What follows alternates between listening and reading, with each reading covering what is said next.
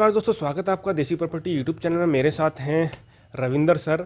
Ravinder sir को काफ़ी लंबा एक्सपीरियंस रहा है लोन में। इन्होंने काफ़ी सारे लोगों को सलाह भी दी है।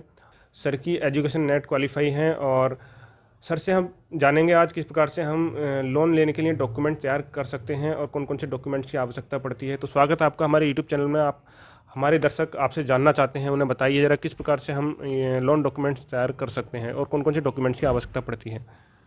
Thank you very much for inviting me here. और मैं नेट हूँ इकोनॉमिक्स में and I have got some experience into banking and all. तो होम डिपार्टमेंट में थोड़ा सा हमने रिसर्च करके आपके लिए ये एक वीडियो सर ने कहा कि आप बनाइए, तो इसलिए हम ये वीडियो लेके आए हैं। इसमें हम बताएंगे आपको कितने तरीके के डॉक्यूमेंट्स हैं और पूरी लिस्ट आपको बताएंगे। लगभग 8 टाइप्स के डॉक्यूमेंट्स आपको चाहिए होते हैं। जैसे कि फर्स्ट वाला है KYC, नो योर कस्टमर। इसमें आपका आता है आधार कार्ड, पैन कार्ड और लाइसेंस भी आ जाएगा, ड्राइविंग लाइसेंस भी। और इसके अलावा थोड़े बहुत फ़ोटो चाहिए होते हैं, पासपोर्ट टाइप फ़ोटो। तो 4 तरीके के डॉक्यूमेंट्स आपको इसमें चाहिए। ये वही केवाईसी है ना जो पेटीएम के लिए हम करते हैं शुरू में? सेम टू सेम वही KYC है जो बैंक्स ने अभी एक प्रोसीजर चलाया था। आपके KYC नॉर्म्स पूरे होने चाहिए, तो वही डॉक्यूमेंट्स आधार कार्ड और पैन कार्ड वो लिंक्ड होने चाहिए आपके। वो बैंक ही लिंक कर देते हैं। अगर लिंक्ड नहीं है तो आप एक बार पता कर लीजिए आपके KYC नॉर्म्स पूरे हैं क्या। तो आगे यही डॉक्यूमेंट्स आपको सबमिट करने पड़ते हैं। KYC का मतलब होता है नो योर कस्टमर। और बैंक की ये एक तरीके से लायबिलिटी होती है कि वो सारे कस्टमर्स की जितनी भी जिम्मेदारी, जितनी भी इंफॉर्मेशन है वो अपने पास रखता है। तो नो योर कस्टमर में KYC में आपको होम लोन डिपार्टमेंट जब आप जाएंगे तो ये डॉक्यूमेंट्स आपको वहाँ दिखाने होंगे। तो मैं आपसे कहना चाहूँगा कि आप ये सारे डॉक्यूमेंट्स पहले से ही तैयार करके रखें। इसके साथ साथ आपको 10 फ़ोटोग्राफ भी चाहिए, पासपोर्ट फ़ोटोग्राफ्स भी आपके रेडी होने चाहिए। इसके अलावा जो सेकंड डॉक्यूमेंट्स आते हैं आपके पास, वो आते हैं इनकम टैक्स। और इनकम टैक्स में सबसे पहले आता है आपका IT रिटर्न होना चाहिए 3 इयर्स का मिनिमम। आपको 3 इयर्स लगातार जमा करना पड़ेगा, तो 3 इयर्स मिनिमम। ITR मतलब ITR। हाँ, ITR, इनकम टैक्स रिटर्न या ITR उसको बोलते हैं। और इसके अलावा अगर आप सैलरीड पर्सन है तो सैलरी स्लिप आपकी चल जाएगी। और फॉर्म 16 जो होता है आपका एम्प्लॉयर उसको फिलअप करके देगा कि आप वहाँ पे काम करते हो, आपकी सैलरी कितनी है। और थर्ड होता है कि एम्प्लॉयर्स का सर्टिफिकेट भी चलता है, वो भी बैंक आपसे मांग सकता है। तो आपका एम्प्लॉयर जिसने आपको काम दे रखा है वो भी उस सर्टिफिकेट को बना के दे सकते हैं। वो सब अवेलेबल होता है नेट पे और बैंक वाले आपको गाइड करेंगे कि इस तरीके से बनेगा और आप अपने एम्प्लॉयर से वो बनवा सकते हैं। ये IT रिटर्न इसलिए ज़रूरी होता है क्योंकि बैंक ये देखना चाहता है कि आपकी मार्केट वैल्यू कितनी है। क्या आप लोन लेंगे तो क्या आप उसको रिटर्न कर पाएंगे, क्योंकि अभी क्या NPA काफ़ी बढ़ गया है हमारे जो इकनॉमी में है। नॉन NPA का मतलब?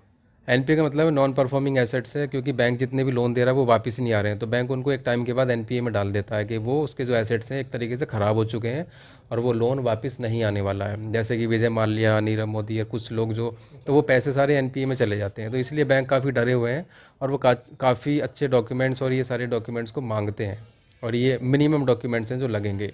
इसके अलावा फिर आपके एसेट्स डॉक्यूमेंट्स लगते हैं। अगर आपके पास कोई एसेट है, मतलब आपका कोई वेल्थ है, आपके पास कोई ज़मीन जायदाद है, उसके भी डॉक्यूमेंट्स बैंक मांगेगा, क्योंकि बैंक देखना चाहता है कि आपके पास वही फिर बात आती है कि वैल्यू क्या है आपकी, रिटर्न कितना कर पाएंगे आप उसको, पैसे को जो आपने लिया इंस्टॉलमेंट देने के लायक है कि नहीं है। और इससे ये भी पता चलता है जो IT वाले जो डॉक्यूमेंट्स थे कि कितना लोन आपको मिल सकता है।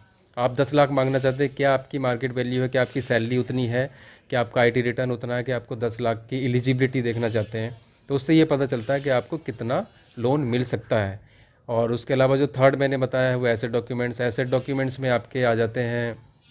अगर आपके पास कोई LIC है, LIC के आपके कॉपी लग जाएगी, LIC की कॉपी लग जाएगी। म्यूचुअल फंड में इन्वेस्ट करते हैं वो लग जाएगी।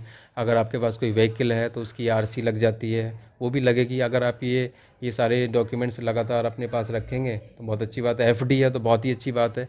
अगर आपका FD है तो उसकी भी फ़ोटोकॉपी अगर आप एक अलग डॉक्यूमेंट हो गया। हाँ, FD एक अलग डॉक्यूमेंट है, वो एसेट डॉक्यूमेंट्स में ही आते हैं। तो पहले डॉक्यूमेंट्स हो गए KYC, दूसरे हो गए IT वाले, तीसरे हो गए एसेट डॉक्यूमेंट्स।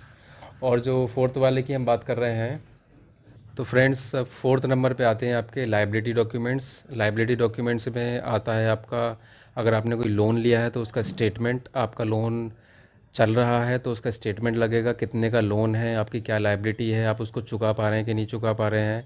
और अगर आपका लोन कंप्लीट हो चुका है तो उसके लिए लगेगी आपकी NOC। और NOC जो है आप अपने डिपार्टमेंट से ले सकते हैं, जहाँ से आपने लोन लिया था वहाँ से NOC मिल जाएगी आपको। इसके अलावा बैंक स्टेटमेंट भी लगेगा, बैंक में कितना ट्रांजैक्शन है आपका, कितना पैसा आता है जाता है। और ये 3 डॉक्यूमेंट्स आपके लगेंगे। और ये आते हैं आपके चौथे नंबर पे लायबिलिटी डॉक्यूमेंट्स में। 5th नंबर के डॉक्यूमेंट्स जो होते हैं वो हैं प्रॉपर्टी के डॉक्यूमेंट्स लगते हैं। जब आप उनसे कोई भी फ्लैट ख़रीदने के लिए जाएंगे, घर ख़रीदने के लिए, तो उसमें आपका एग्रीमेंट होता है, सेल एग्रीमेंट। उस सेल एग्रीमेंट में सब लिखा होता है कितने का फ्लैट है, कितने का ख़रीदा है। तो ये भी बैंक देखेगा, इसके बिना वो अंदाज़ा ही नहीं लगा पाएगा कि वो कितने का फ्लैट है, कितना लोन आपको चाहिए, आप क्यों पैसा मांग रहे हैं, किस लिए मांग रहे हैं। तो पूरा अंदाज़ा लगाना चाहता है बैंक कि आपके जो सेल है कितने की है। तो सेल एग्रीमेंट में आपको सब मिल जाएगा। ये आपका जिससे आप ख़रीदने वाले हैं वो बना के दे देंगे।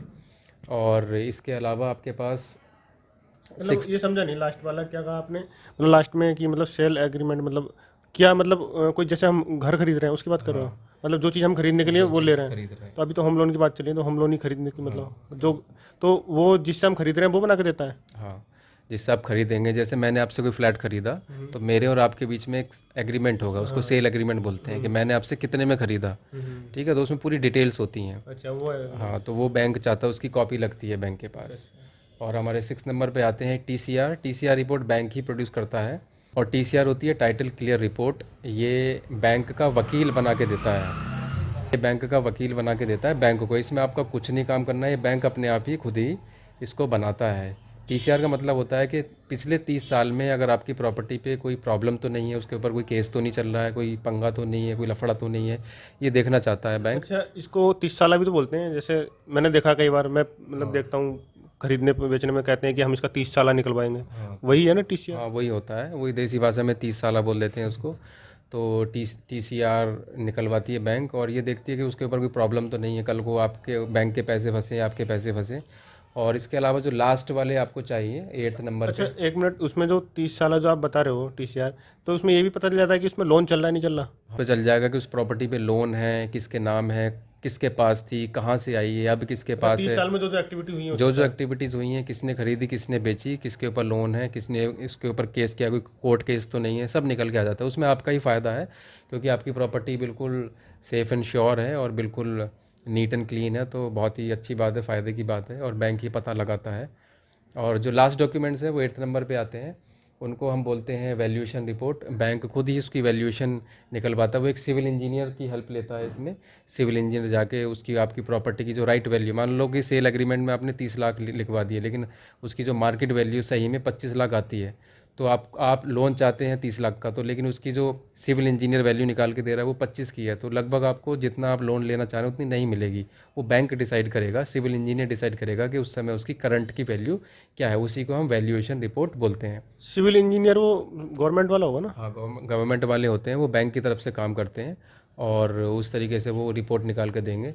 तो ये सफिशेंट होते हैं इतने डॉक्यूमेंट्स। तो अगर आप ये इतने तरीके के डॉक्यूमेंट्स इकट्ठे करके पहले ही रखेंगे तो लगभग आपके 3 से 4 महीने बच जाएंगे। आप बैंक के जो चक्कर मारने वाले हैं वो भी आपका टाइम सेव होगा, एनर्जी और टाइम आपका सेव हो जाएगा, और आपके डॉक्यूमेंट्स तैयार होंगे तो बड़ी इजीली आपको लोन मिलने में बहुत ही आसानी रहेगी। तो सर ने बहुत अच्छी जानकारी दी, आप किस प्रकार से होम लोन ले सकते हैं, कौन कौन से डॉक्यूमेंट्स की आवश्यकता पड़ती है। दोस्तों हमारा नेक्स्ट वीडियो आने वाला है, किस प्रकार से आप होम लोन के लिए अप्लाई करें। नेक्स्ट वीडियो में अभी ज़्यादा लंबा टाइम नहीं लेंगे, 1 से 2 दिन में हमारा नेक्स्ट वीडियो आएगा, किस प्रकार से हम होम लोन के लिए अप्लाई कर सकते हैं और किस किस प्रकार के लोन होते हैं, चाहे आप किसी बिजनेस के लिए लेना चाहते हैं, खेती के लिए लेना चाहते हैं, ऐसी बहुत सारी जानकारी आपको इस चैनल पर मिलने वाली है। और फ्रेंड्स जैसा कि आप जानते हैं हम इस चैनल पर प्रॉपर्टी के बारे में बताते रहते हैं, कौन सी कहाँ पर किस प्रकार की प्रॉपर्टी बिक रही है, या आप खरीदना चाहते हैं या बेचना चाहते हैं तो आप हमसे संपर्क कर सकते हैं, हम आपकी पूरी हेल्प करेंगे। और अगर आप प्रॉपर्टी बेचना चाहते हैं तो आप हमसे संपर्क कर सकते हैं, हम आपकी प्रॉपर्टी का ऐड बनाकर इस चैनल पर डालेंगे, जिससे कि आपको उस प्रॉपर्टी के अच्छे रेट मिल पाएंगे और जो वहाँ की लोकेशन के हिसाब से जो भी उसकी वैल्यू है वो आपको अच्छे से मिल पाएगी। तो फिर से मिलेंगे इस प्रकार से नेक्स्ट वीडियो में। अभी के लिए सबको धन्यवाद। इस वीडियो को ज़रूर शेयर कीजिएगा, सब्सक्राइब कीजिएगा चैनल को, लाइक कीजिएगा इस वीडियो को। नमस्कार।